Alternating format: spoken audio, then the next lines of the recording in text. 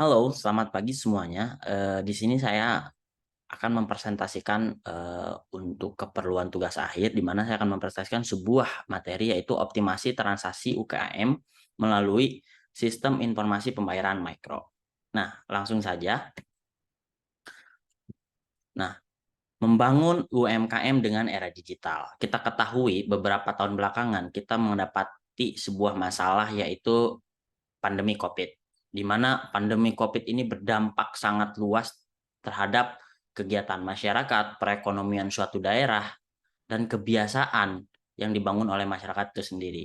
Dengan adanya COVID, gak, dengan adanya COVID itu membuat masyarakat cenderung lebih go digital. Semua itu dipaksa dan dituntut untuk melakukan aktivitas itu dari rumah gitu kan. Bahkan sebuah pekerjaan, pembelian, pembayaran, semua itu dilakukan di rumah. Untuk melakukan tersebut, maka diperlukanlah adanya sistem. Nah, go digital otomatis di sini ada peralihan era dari offline menuju online atau digitalisasi. Nah, bagaimana dengan para UMKM yang sebelumnya itu hanya beraktivitas offline dan bahkan tidak mengetahui adanya dunia online atau digital? Nah, maka di sini saya akan memberikan solusi pembangunan sistem informasi pembayaran mikro yang dirancang untuk mengatasi tantangan yang dihadapi UMKM dalam penerimaan pembayaran secara digital. Proyek ini akan menggunakan pendekatan Scrum, sebuah metodologi agile yang memastikan pengiriman produk yang efisien dan tepat waktu. Bagaimana bentuk dari produk ini? Nah, apa sih tujuan dan manfaat dari optimasi pembayaran digital ini? Yang pertama, mengembangkan sistem informasi pembayaran mikro yang sesuai dengan kebutuhan UKM. Oke, UKM yang dulunya berbelanja secara totali beraktivitas secara offline dituntut untuk go digitalisasi dalam dunia pembayaran. Contohnya, saya datang ke warung bubur karena sebelumnya pada masa pandemi saya dituntut untuk install eh, e-wallet lah, install e-commerce lah. Otomatis saya mempunyai kebiasaan yaitu jarang memegang cash di rumah pada saat pandemi dan kebiasaan itu terbawa ke dalam saat ini gitu. Maka begitu saya belanja, sekarang tuh saya jarang bayar cash. Akan tetapi beberapa toko, beberapa store, khususnya UMKM kecil, begitu saya mau belanja dengan cashless, mereka terkendala. Kenapa? Mereka belum bisa. Kenapa belum bisa? Ada regulasinya yang susah. Cara mereka mendapatkan perizinan, cara mendapatkan rekening, dan lain-lain. Nah, makanya dengan harapannya dengan sistem ini, mengembangkan sistem yang memudahkan pembayaran mikro yang sesuai dengan kebutuhan UMKM. Cukup menerima pembayaran, tidak yang lain-lain gitu. Nah, kedua, mendorong adopsi pembayaran digital di kalangan UMKM dan pedagang kecil. Pembayaran digital itu memiliki kelebihan tersendiri dibanding pembayaran offline. Salah satunya adalah setiap aktivitas berapa peser rupiah pun itu tercatat dengan detail. Otomatis masalah yang terjadi kebanyakan di UMKM yaitu masalah finansial, pencatatan keuangan itu bisa terbantu dengan mendorong pembayaran digital ini. Nah, yang kedua, meningkatkan efisiensi dan keamanan transaksi bagi pelaku UMKM. Ya, dengan pembayaran digital otomatis rasa sekuritas di mana uang dari customers itu bisa langsung diterima di bank istilahnya, dan di bank kita istilahnya bisa check out atau cash out dengan persetujuan kita, di mana kalau misalkan gini, saya mempunyai bisnis bubur gerobak. Nah, bubur gerobak ini saya mempunyai beberapa cabang gitu. Nah, otomatis saya mempunyai kekhawatiran bahwa cabang-cabang gerobak saya ini tuh lari kabur gitu, ngebawa uang yang udah saya tanam modal. Nah, dengan pembayaran digital ini nggak bisa gitu. Pedagang pedagang gerobak-gerobak ini hanya menerima pembayaran digital, otomatis uang yang masuk itu langsung tercatat di rekening saya gitu, sebagai pemilik usaha bubur gerobak gitu yang mempunyai banyak cabang gitu. Nah, itu mempunyai keamanan tersendiri gitu, kenyamanan juga bagi customer. Customer merasa nyaman, merasa eee, aman gitu, nggak membawa cash terlalu banyak gitu dan sebagainya. Nah, terus apakah benar itu manfaatnya gitu? Nah, manfaatnya bagi UMKM dan pedagang kecil memudahkan pengelolaan transaksi, meningkatkan keamanan dan efisiensi dalam menjangkau konsumen yang lebih luas.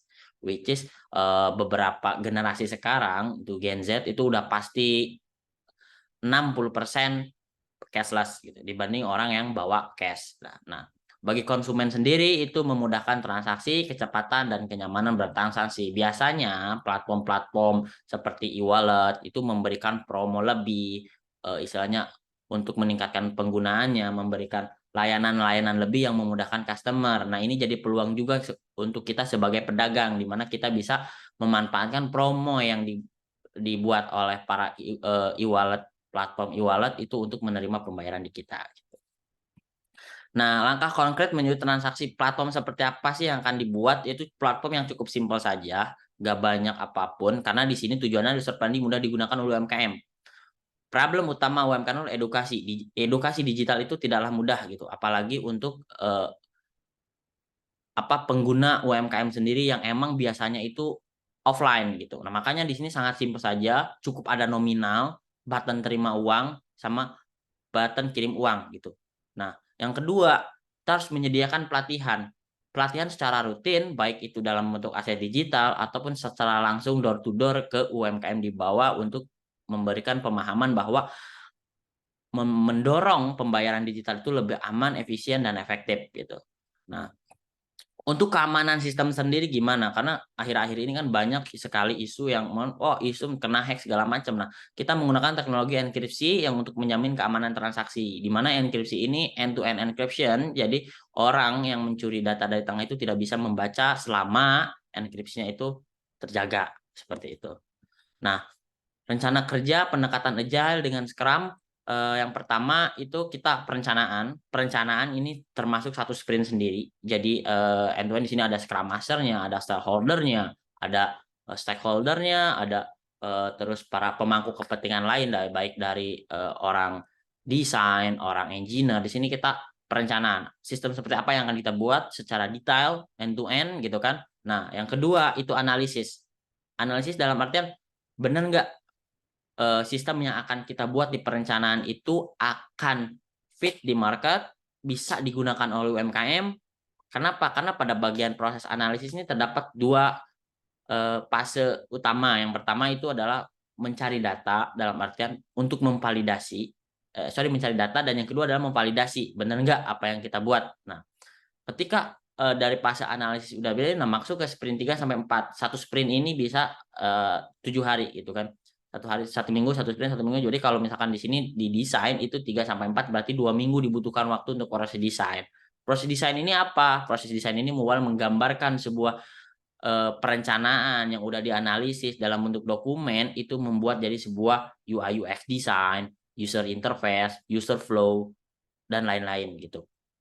Nah, maka perlu sedetail mungkin dalam desain ini, karena di desain juga terdapat fase development desainnya, fase pengujian desain, fase istilahnya analisis desain gitu. Nah, yang keempat itu adalah development. Development ini menggabungkan satu Scrum Master, di sini baru terlibat back end developer, front end developer, mobile development gitu kan, sistem analis untuk menggabungkan apa yang didesain dan dianalisa sebelumnya menjadi sebuah produk atau sistem informasi gitu. Nah, yang kedua testing ini pengujian baik secara black box testing, white box testing, terus pen testing, terus load test testing. Di sini untuk memastikan bahwa si sistem yang kita buat ini emang benar mempunyai availability, scalability, dan credibility yang oke gitu, sehingga tidak mengecewakan para customer-nya. Proses implementasi ini dari mulai deployment ke server, istilahnya terus pengujian langsung dengan user, end to end kita memasarkan produk secara langsung datang ke UMKM yang di bawah untuk menggunakannya, untuk mereka coba dan mereka implementasikan. Maksudnya pemeliharaan ini berjangka panjang dan nggak ada waktu yang terikat, karena pemeliharaan ini secara long term gitu, selama untuk menjaga monitoring sistem yang sudah berjalan. Nah, untuk tim yang diperlukan untuk membangun sebuah proyek tersebut, yang pertama Scrum Master, karena kita menggunakan metodologi Scrum, otomatis Scrum Master ini menjadi kunci utama dengan berjalannya project. Nah, karena ini berfungsi untuk memimpin dari si Scrum tersebut, penerapan teknologi dengan benar. Dia menjaga untuk si tim ini menggunakan metodologi yang benar. Back-end developer membangun, mengembangkan logika bisnis dan mengintegrasikan database. Front-end developer itu mengembangkan antar muka pengguna, lebih ke mobile apps, tampilannya supaya benar-benar efisien, enak digunakan, cepat, dan nyaman gitu kan. Analis sistem ini lebih ke holistic system design, infrastructure, database design, terus connection dan segala macam gitu kan. Pengujian QA engineer ini untuk memastikan bahwa sebelum produk rilis ke market, kita harus mengalami beberapa fase testing. Dan dengan UIT atau FUT itu masuk di tugas dan kewajibannya si QA engineer. DevOps engineer ini mengelola deployment dan infrastruktur. Kalau yang namanya sistem informasi itu rilisnya itu go to marketnya itu adalah mengupload atau deploy sebuah produk software ke infrastruktur cloud gitu. Nah, di sini tugasnya DevOps engineer selain membantu deployment itu juga membantu dengan monitoring, alerting, scalability server dan segala macam. Itu saja yang bisa saya presentasikan. Mudah-mudahan bermanfaat dan dapat pahami. Mohon maaf apabila ada kesalahan. Terima kasih.